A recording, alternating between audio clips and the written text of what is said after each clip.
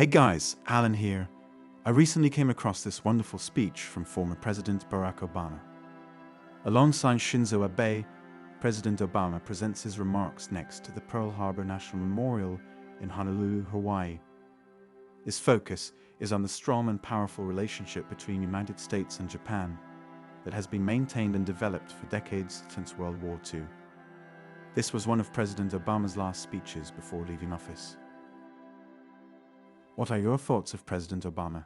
Let me know in the comments. Enjoy. On behalf of the American people, thank you for your gracious words. Thank you for your presence here today.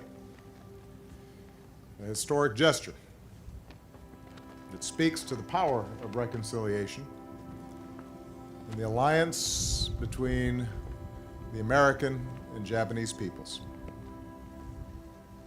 A reminder that even the deepest wounds of war can give way to friendship and lasting peace. Distinguished guests, members of our armed forces, and most of all, survivors of Pearl Harbor and their loved ones. Aloha. To Americans, especially to those of us who call Hawaii home, this harbor is a sacred place.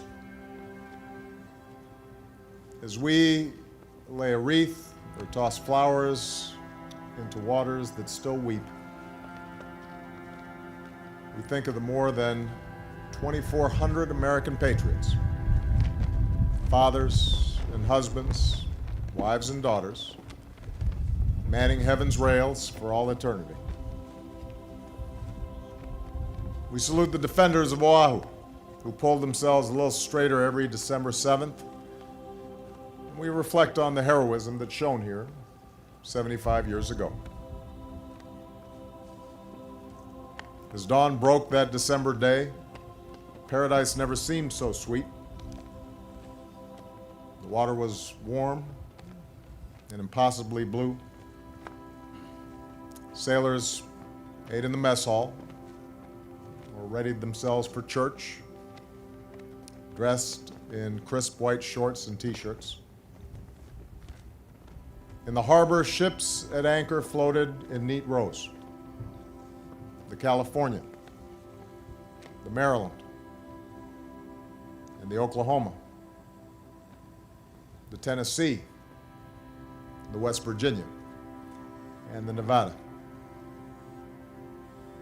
On the deck of the Arizona, the Navy band was tuning up. That morning, the ranks on men's shoulders defined them less than the courage in their hearts.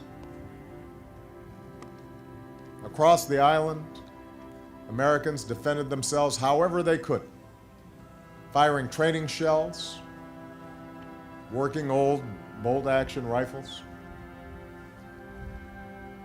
An African-American mess steward, who would typically be confined to cleaning duties, carried his commander to safety and then fired an anti-aircraft gun until he ran out of ammo. We honor Americans like Jim Downing, a gunner's mate, first class of the West Virginia.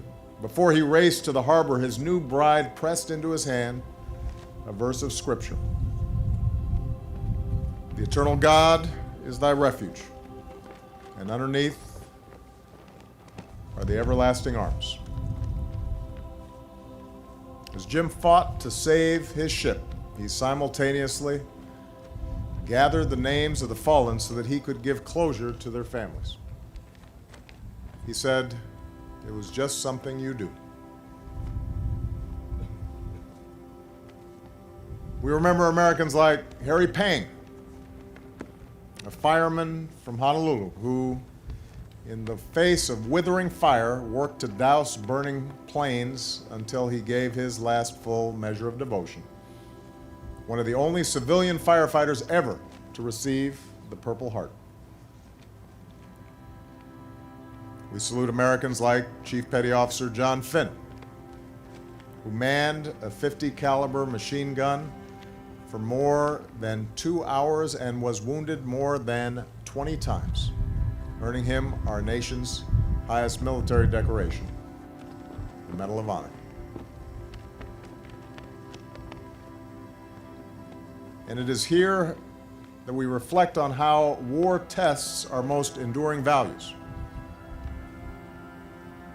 How, even as Japanese Americans were deprived of their own liberty during the war, one of the most decorated military units in the history of the United States was the 442nd Infantry Regiment and its 100th Infantry Battalion, the Japanese-American Nisei. In that 442nd served my friend and proud Hawaiian Daniel Inouye, a man who was a senator from Hawaii for most of my life and with whom I would find myself proud to serve in the Senate chamber. A man who was not only the recipient of the Medal of Honor and the Presidential Medal of Freedom, but was one of the most distinguished statesmen of his generation as well.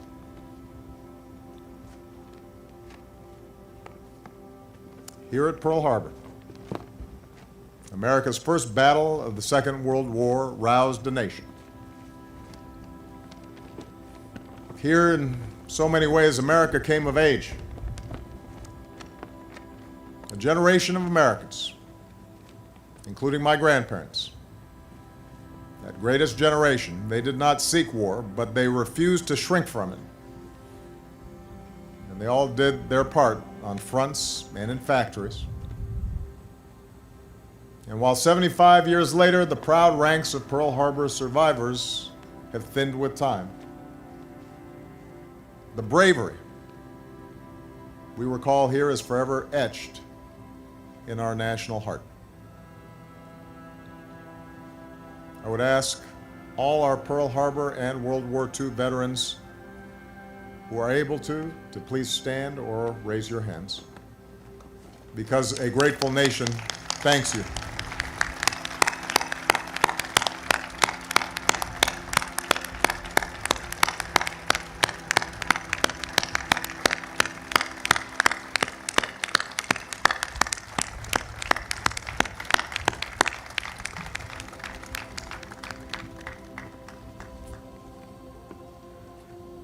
The character of nations is tested in war, but it is defined in peace.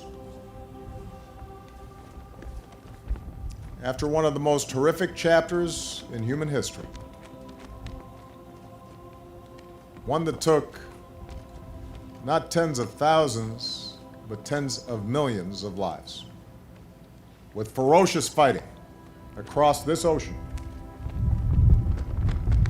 the United States and Japan chose friendship, and they chose peace. Over the decades, our alliance has made both of our nations more successful. It has helped underwrite an international order that has prevented another world war and that has lifted more than 1 billion people out of extreme poverty. Today, the alliance between the United States and Japan, bound not only by shared interests but also rooted in common values, stands as the cornerstone of peace and stability in the Asia-Pacific and a force for progress around the globe. Our alliance has never been stronger. In good times and in bad, we are there for each other. Recall 5 years ago, when a wall of water bore down on Japan and reactors in Fukushima melted. America's men and women in uniform were there to help our Japanese friends. Across the globe, the United States and Japan worked shoulder to shoulder to strengthen the security of the Asia-Pacific and the world, turning back piracy, combating disease, slowing the spread of nuclear weapons, keeping the peace in war-torn lands. Earlier this year, near Pearl Harbor, Japan joined with 24 nations in the world's largest maritime military exercise. And that included our forces from U.S. Pacific Command, led by Admiral Harry Harris, the son of an American naval officer and a Japanese mother. Harry was born in Yokosuka, but you wouldn't know it from his Tennessee twang. Thank you, Harry, for your outstanding leadership.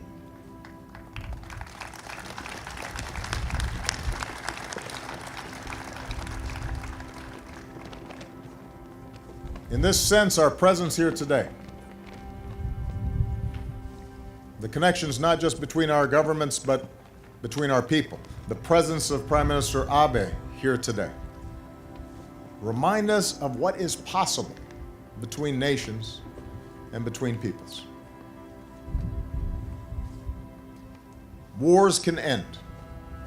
The most bitter of adversaries can become the strongest of allies. The fruits of peace always outweigh the plunder of war. This is the enduring truth of this hallowed harbor. It is here that we remember that even when hatred burns hottest, even when the tug of tribalism is at its most primal, we must resist the urge to turn inward. We must resist the urge to demonize those who are different. The sacrifice made here, the anguish of war, reminds us to seek that divine spark that is common to all humanity. It insists that we strive to be what our Japanese friends called otagai no tameni, with and for each other. That's the lesson of Captain William Callahan of the Missouri. Even after an attack on his ship, he ordered that the Japanese pilot be laid to rest with military honors, wrapped in a Japanese flag sewn by American sailors. It's the lesson in turn of the Japanese pilot who, years later, returned to this harbor, befriended an old Marine bugler, and asked him to play taps and lay 2 roses at this memorial every month, one for America's fallen and one for Japan's. It's a lesson our two peoples learn every day in the most ordinary of ways, whether it's Americans studying in Tokyo, young Japanese studying across America, scientists from our two nations together unraveling the mysteries of cancer or combating climate change, exploring the stars. It's a baseball player like Ichiro lighting up a stadium in Miami, buoyed by the shared pride of two peoples, both American and Japanese, united in peace and friendship. As nations and as people, we cannot choose the history that we inherit, but we can choose what lessons to draw from it and use those lessons to chart our own futures. Prime Minister Abe, I welcome you here in the spirit of friendship, as the people of Japan have always welcomed me. I hope that together we send a message to the world that there is more to be won in peace than in war, that reconciliation carries more rewards than retribution. Here in this quiet harbor, we honor those we lost, and we give thanks for all that our two nations have won together as friends. May God hold the fallen in his everlasting arms. May He watch over our veterans and all who stand guard on our behalf. May God bless us all.